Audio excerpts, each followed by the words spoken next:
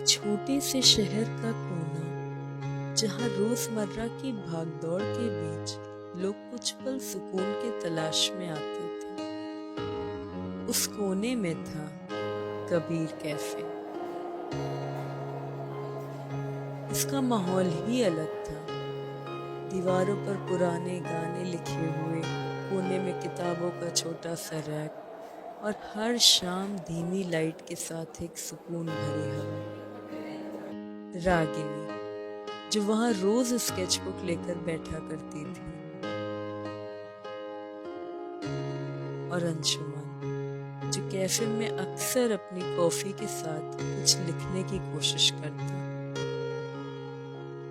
दोनों ही अनजाने में अपनी अधूरी कहानियों को जी रहे थे। एक सुबह रागिनी अपने छोटे से टेबल पर बैठकर अपने स्केच में खोई हुई थी। उसके बाल ढीले जूड़े में बंधे हुए थे और उसकी आंखों में वो चमक थी जो किसी बड़े सपने की ओर इशारा करती थी। दूसरी तरफ अंशुमन कैफे में दाखिल हुआ, हाथ में नोटबुक और चेहरे पर उलझन का भाव।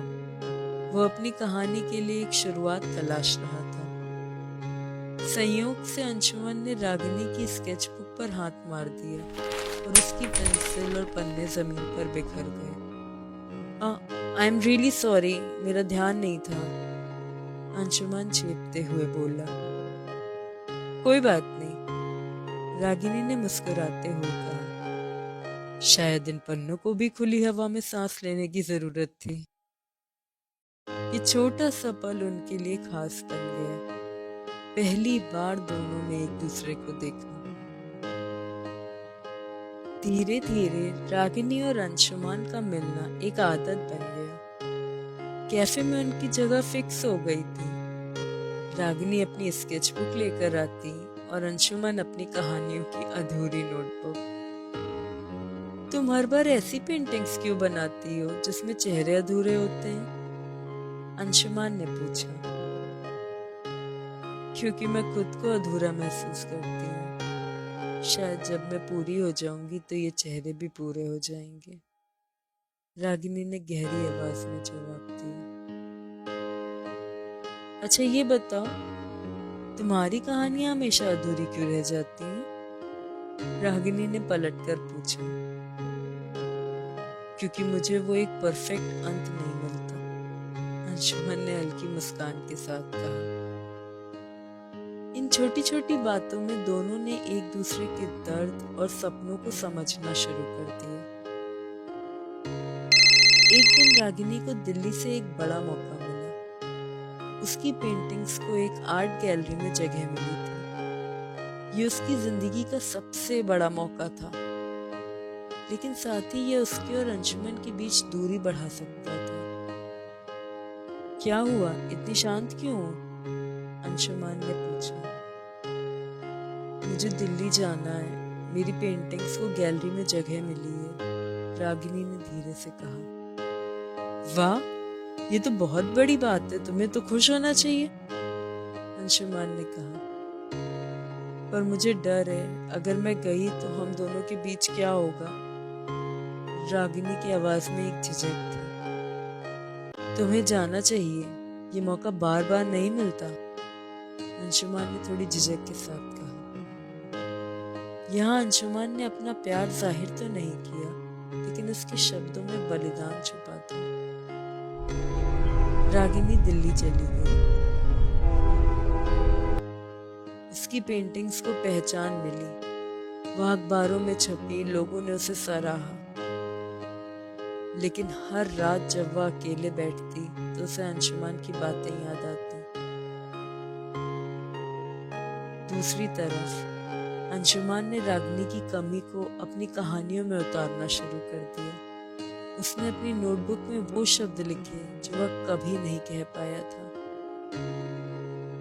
1 साल बाद रागिनी ने महसूस किया कि उसकी जिंदगी में कुछ अधूरा था। उसकी सफलता के बावजूद उसे वही कैफे, वही छोटी छोटी बातें और वही अंशुमान की मुस्कान याद आती थी।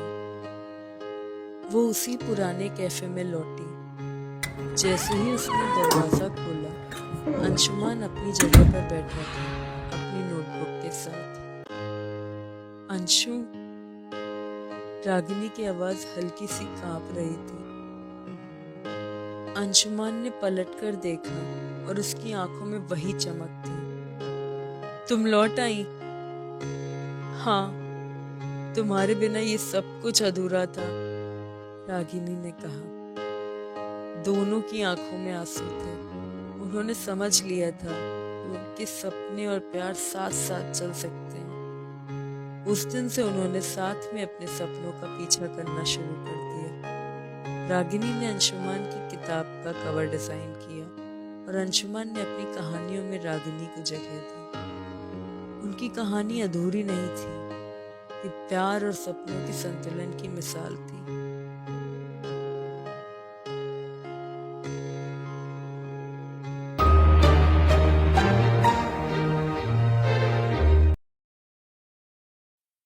अलमारी के सामने उसकी नजरें खालीपन में कहीं खोई हुई थीं।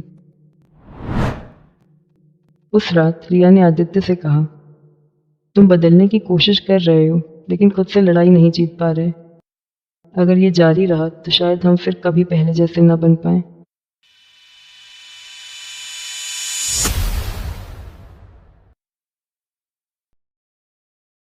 शाम के हल्के धुंधले उजाले में रिया अपने कमरे में अकेली बैठी थी। अलमारी के सामने उसकी नजरें खालीपन में कहीं खोई हुई थीं। उसकी जिंदगी, हाँ, उसकी जिंदगी भी कुछ ऐसी ही लग रही थी। बाहर से सब कुछ सही था, पर अंदर एक अजीब सा सन्नाटा था। खामोशी को तोड़ती हुई अचानक उसकी नजर अलमारी के कोने में पड़ी। एक पुरानी धूल भरी नोटबुक। उसने झिझकते हुए उसे उठाया।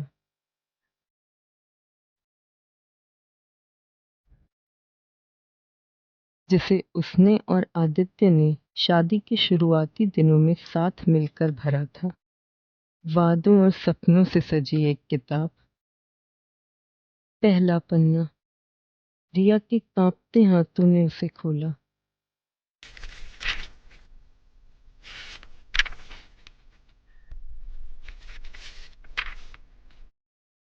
हम हमेशा एक दूसरे के सबसे अच्छे दोस्त रहेंगे। उसकी आंखों के सामने वे खूबसूरत पल तैरने लगे जब आदित्य उसे हंसाने के लिए बचकानी हरकतें करता था, बारिश में नाचता था, बिना किसी चिंता के घंटों बातें करता था। लेकिन अब वह रिश्ता कुछ और ही बन गया था। एक औपचारिकता, बस।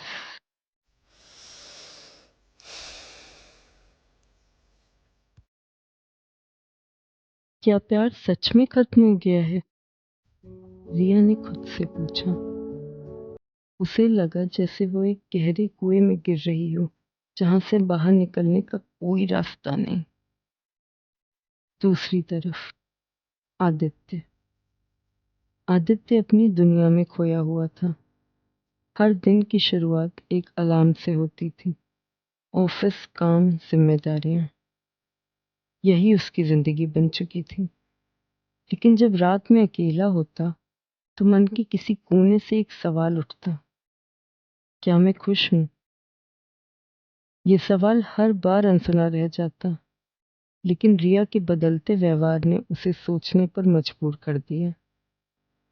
अगले दिन रिया ने चुपचाप नोटबुक आदित्य के ऑफिस बैग में रख दिया।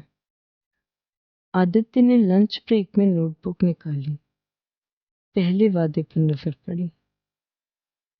हम हर महीने एक साथ नए अनुभव करेंगे। उसके दिल में हलचल हुई, पर अगले ही पल दिमाग ने तर्क किया, अब वक्त कहाँ है इन सब चीजों का, ये सब बचपना है। शाम को जब वह घर पहुंचा, रिया ने पूछा, नोटबुक पढ़ी? आदित्य ने गहरी सांस लेते हुए कहा, हाँ, पढ़ी। लेकिन रिया, अब वो दिन गए। अब हमारे पास वक्त नहीं है। रिया का दिल टूट गया। उसने आदित्य से कहा, शायद वक्त नहीं है, लेकिन प्यार तो अभी भी है। क्या तुमने इसे महसूस करने की कोशिश की है? उस रात आदित्य ने सोने की कोशिश की, लेकिन दिमाग शांत नहीं हो पाया। उसने खुद से सवाल किया, कब आखिरी बार मैंने रिया को हंसते हुए देखा था? कब हमने बिना किसी जिम्मेदारी की चिंता किए वक्त बिताया था? वो उठकर नोटबुक के हर पन्ने को ध्यान से पढ़ने लगा। हर लाइन उसे उसके पुराने आदित्य से मिलवा रही थी। अगले दिन उसने ऑफिस से जल्दी छुट्टी ले ली। वो रिया को सरप्राइज देने के लिए पुराने कैफे ले गया, वहीं जहां वे शादी के बाद अक्सर जाया करते थे। उसने कहा, चलो कुछ देर के लिए सब कुछ भूल जाते हैं, बस तुम और मैं। रिया थोड़ी असहज थी। उसे यकीन नहीं हो रहा था कि आदित्य सच में ये सब कर रहा है, लेकिन धीरे धीरे वह खुलने लगी। दोनों ने बातें की, अपनी खामोशियों और डर को साझा किया। और तभी आदित्य का फोन बजा।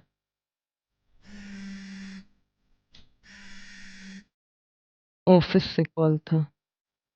रिया ने देखा, वही पुरानी कहानी, काम काम और सिर्फ काम।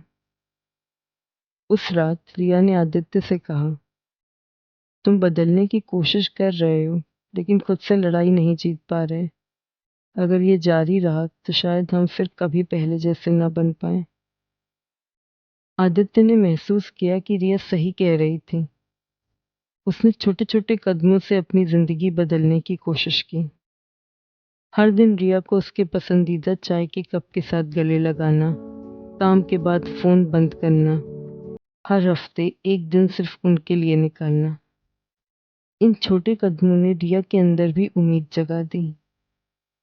एक शाम जब दोनों पहाड़ों में घूम रहे थे, आदित्य ने कहा, मैं डरता था कि अगर मैंने काम से फोकस हटाया तो सब बिखर जाएगा, लेकिन अब समझ आया, असल में मैं खुद बिखर रहा था और तुमने मुझे बचा लिया। रिया की आंखें भर आईं। उसने कहा, मैंने कभी तुम्हें बदलने की कोशिश नहीं की। मैं सिर्फ चाहती थी कि तुम मुझे उस आदित्य की झलक दिखाओ जिससे मैंने प्यार किया था। जब वो घर लौटे तो उन्होंने नोटबुक में एक नई लाइन लिखी, हम हर दिन एक दूसरे को याद दिलाएंगे कि हम क्यों साथ हैं। और इस बार ये सिर्फ एक वादा नहीं था, ये उनका नया विश्वास बन चुका था।